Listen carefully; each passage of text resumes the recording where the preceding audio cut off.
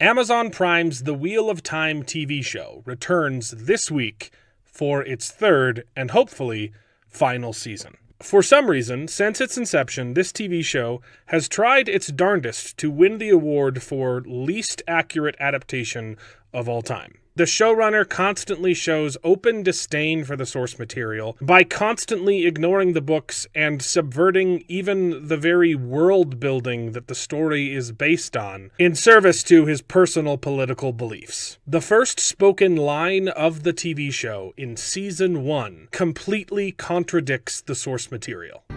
Now this man has been born again. We don't know where or to whom. Correct. If he was reborn as a girl or a boy. Hold up. Wait a minute. Something ain't right. One thing we know for sure.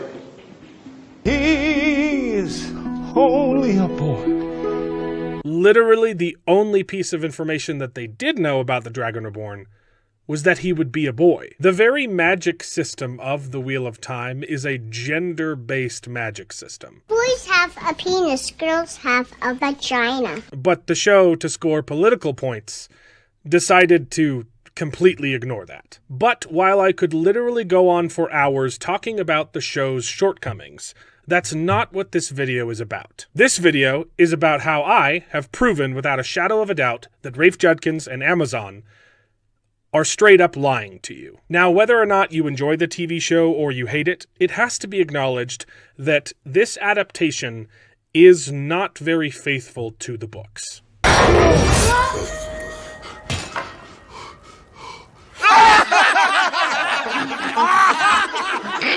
And I know the argument is when you're making a TV show, you have to make changes from the books. Fine. Whatever. That's not what this is about. This video is about a claim that Rafe Judkins, the showrunner, made about the show. So let's listen to what Rafe Judkins said. We're going to start with a little bit of context before he gets to his actual claim. I don't know if you guys know this, but like they do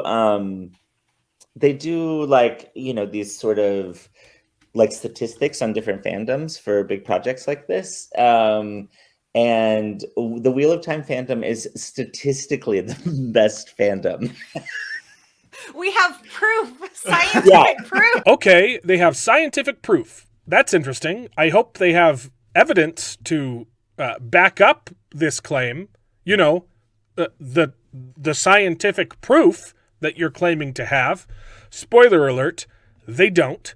But here is the claim. We have proof, scientific proof. Like in terms of being kind and positive, like for our show, I know there's the crazies, but like it's something like 70% of people who've read all 14 books think the show is as good or better than the books, which is a crazy number. Yes, that is a crazy number. You wouldn't just say that without having scientific proof, would you, Rafe? 70% of people who have read the books think that the TV show is as good as or better than the books. But before we get into the specifics of that number, if you were listening closely, you may have noticed he's already, in his own statement, lied about that statistic. I know there's the crazies, but like it's something like 70% of people who've read all 14 books think the show is as good or better than the books, which is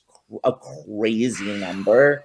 It's not a lot of the online community necessarily who interact with it, but like of the wider world of people who, you know, love Wheel of Time. He says, I know there's the crazies, and we're not counting those as part of the statistic. We didn't include the online community. Not any of those people. Not the crazies. Not the people who are passionate about the books.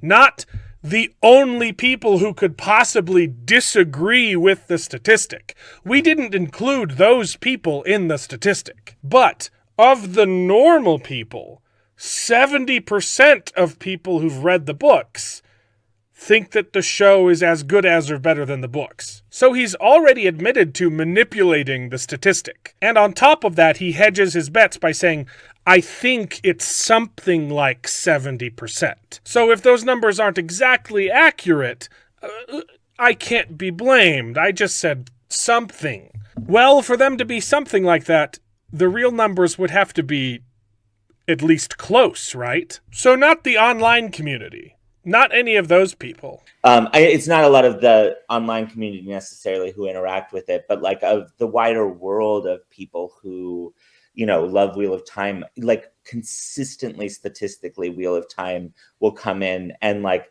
deliver that it's like the nicest, the most welcoming, like all of these things. It's a really beautiful fandom. Now, I do agree with him here. The Wheel of Time has a beautiful fandom, because most of them hate the TV show. I've talked to a lot of people about The Wheel of Time, both the books and the TV show. They're some of my favorite books of all time. And I couldn't for the life of me believe that statistic was even close to being remotely accurate. So I decided to put my money where my mouth was. This last December, I went to Dragonsteel Nexus. That is Brandon Sanderson's book release / independent author book convention. Brandon Sanderson isn't the original author of The Wheel of Time, that's Robert Jordan, but Robert Jordan died before finishing the series, and the task was given to Brandon Sanderson to finish the series based off of Robert Jordan's remaining notes. He ended up writing 3 more books in the series to finish off the whole story. So, what better place to find people who've read The Wheel of Time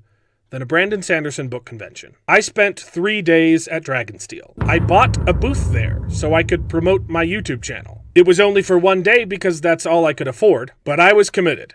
I had a lot of fun there. The first day I just spent the entire time promoting my channel, but the entire second day and a good portion of the third day, I spent pulling anyone I could find. It took a lot of time, but I wanted to get a large enough sample size, and that ended up being 500 people. I would have done more, but I literally lost my voice from talking to so many people. Shout out to this guy who had the greatest cosplay of all time. Really good work there, Rand. And my son who got to come on the last day and play with a bunch of swords. And that's me setting up a makeshift booth in the middle of the hallway so that I could live react to the Season 3 trailer at the end of Day 3. Now, in conducting this survey, the most frequent objection that I got was that I was poisoning the sample pool by trying to find people at a Brandon Sanderson convention. People kept saying that that would inadvertently skew the results in favor of the books. But that's the problem with gathering this specific statistic.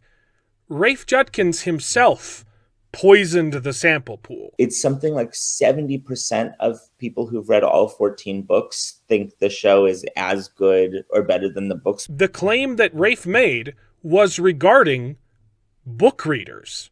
He said 70% of people who have read the books think that the TV show is as good as or better than the books. And that's the problem.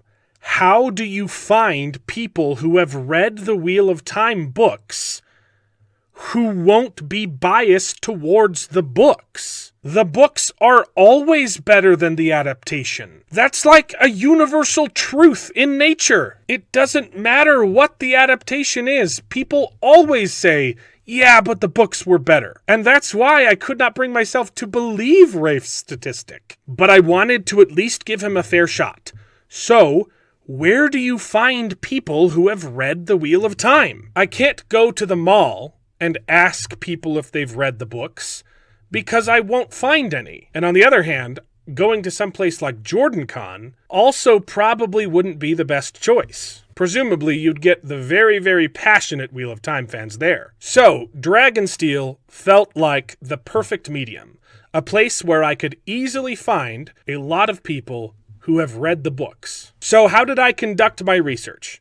It actually changed a little bit throughout the day, and I'll explain that later. But here's how I started. I would open the floor by asking, have you read The Wheel of Time? Anyone who answered yes to that question was included in the statistic. That was the only requirement to participate. I didn't think it would be fair to require that everyone had read all 15 books. So I was very generous. Even if people responded, I've just started book 1 and I haven't finished yet, that, for the sake of the statistic, qualified as a book reader. In fact, you could argue that people who've only read book 1 are even better judges because they're only comparing book 1 to season 1 of Wheel of Time. But anyway, that's irrelevant. Then, after having found book readers, I didn't want to muddy the waters by making the question too confusing. So I didn't ask, do you think that the TV show is as good as or better than the books? Instead, I separated those two qualifiers. The second question I asked to everyone is, Do you think the TV show is as good as the books? And that was it. If they answered no, the survey was over. But if they answered yes, I probed further and asked if they thought that the TV show was better than the books. And then anyone who answered yes to either of those two questions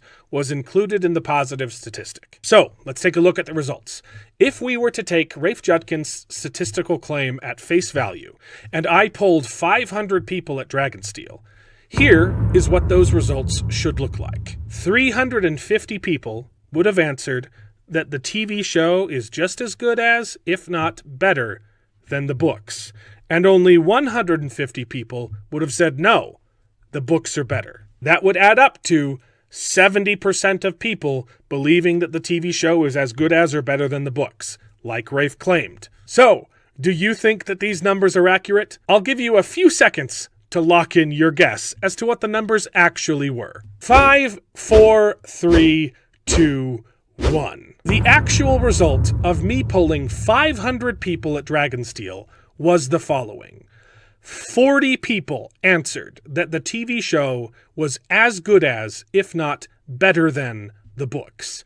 And a whopping 460 people answered in the negative. In reality, 8% of book readers think that the TV show is as good as or better than the books. That is a far cry from Rafe's, I think it's something like 70% of people. There's no way on earth that his claim is even close to being remotely true. It is not based in abject reality. If you break down the positive results, which had 2 qualifiers, it gets even more embarrassing. 35 people said that the TV show was just as good as the books. And only 5 people out of 500 could bring themselves to say that the TV show was better than the books. That is a whopping 1% of book readers. It gets worse. 2 of those 5 people had read all the books and genuinely thought that the TV show was better. 3 of those people saw the TV show first, liked it so much they started reading the books, and ended up not liking them because there wasn't any gay stuff in it. So they stopped reading. So do those people even count as book readers? You be the judge. I'm being very generous. I actually realized after the fact, after I'd already gotten 500 results, that I did mess up the statistic a little bit. I got home and rewatched the clip and realized Rafe doesn't say book readers. He specifically says people who have read all 14 books. It's something like 70% of people who've read all 14 books think the show is as good or better than the books. Wow. First off, he's wrong. There are 15 books, but I'll let that one slide. But in gathering these 500 results, I let a lot of people answer the question who had only dipped their toes into the Wheel of Time. And the majority of the people who ended up answering this question in the positive were among that crowd. They had only read 1 or 2 or half of the books. So that is even more damning. The numbers that I got, 8% of book readers and 1% of book readers, is being very generous with the definition of a book reader. Also, that should further back up my claim that this statistical pool was not poisoned. Where else on earth are you going to find people who read all 15 books? The statistical pool was poisoned from the beginning by Rafe Judkins. I literally did my best to prove him right, and I could not do it. And I haven't even gotten to the worst part. Halfway through the second day of the Dragonsteel, I had been polling for a long time, and I had gotten 300 results. And at that time, out of 300 people, there were only 10 results in the positive. And that's when I started thinking, maybe the naysayers are right. Maybe I have poisoned the statistical pool. And although I can't really think of a better way to gather these results, I wanted to do my best to make sure that I wasn't poisoning the pool somehow. So to compensate for any bias that may have existed, I decided to actually poison the sample pool in favor of the TV show. For the last 200 people that I polled, I stopped asking normal people. I decided to become very selective in who I approached, and I only talked to people with blue hair. It's really quite easy to spot from a distance a conservative from a leftist. And so I sought them out. I sought out the crazy-looking people. I sought out Boaz on the threshing floor. I sought out the weirdest cosplays, the bluest of hairs, the furriest of furries, and only talked to the freaks. And guess what? I found a lot of people who liked the Wheel of Time TV show. And even then, I could not get them to admit that the TV show was better than the books. For the last day and a half at Dragonsteel, I tried to actively ruin this statistic, and I could not get it to work. A large portion of that 460 people who answered in the negative liked the TV show. And of the 40 people who I got to answer in the positive, I kid you not, every single one of those conversations lasted about 10 times longer than the others. It was like pulling teeth just to get people to admit that they thought the show was just as good as the books. I had to wrestle with them, and they would run around in circles and say, well, you can't compare apples and oranges. And I would have to say, look, I'm sorry, I can't include apples and oranges in the statistic. I'm only trying to back up Rafe Judkins' claim here. So I know that they're two different things. It's okay to like the books, and it's okay to like the TV show. But do you think that it's as good as the books? It was absolutely shocking just how hard it was to get people to say yes to that question. Daniel Green himself participated in this poll. You might be surprised to know that he did not answer in the affirmative. Daniel Green himself does not think that the TV show is as good as the books. In fact, his exact answer was, no, not even close. So, is this statistic accurate? Probably not. 8% of book readers thinking that the show is just as good as the books, and 1% of book readers thinking that it's better, is a very generous statistic. So where did Rafe Judkins get those numbers? He pulled them out of his butt. He is a liar. He's been disingenuous with every other aspect regarding this TV show. So it's no surprise that he was also disingenuous with this statistic. But anyway, I hope this helps. Rafe Judkins is a dirty liar. I hope you're ready for season 3. I know I am. I can't wait to watch more scenes with just the best acting I've ever seen, like this one. You will be tried, still, and give up every member of the Black Order before you die. You're right. I will. Join me! No! Join me! No! And I thought Aes Sedai weren't supposed to show emotion. Silly me. My favorite part is the Aes Sedai who gets cut in half, and then her body slides along the floor and mysteriously changes direction as it's sliding. It's so good. Well, that's it for this video. I hope that you are all ready for the absolute desecration that will be season 3. I know I am. I know there's the crazies, but like it's something like 70% of people who've read all 14 books think the show is as good or better than the books. Where'd you get that statistic? Your mother. Better than the books, which is a crazy number. It's not made up. It's not made. Well, I hope you enjoyed the video. If it's true, please take a minute to subscribe to the channel, and you can join us along for the ride. And if you pay me, I'll try to be more entertaining, so please consider joining Patreon and getting your name in the credits with pride.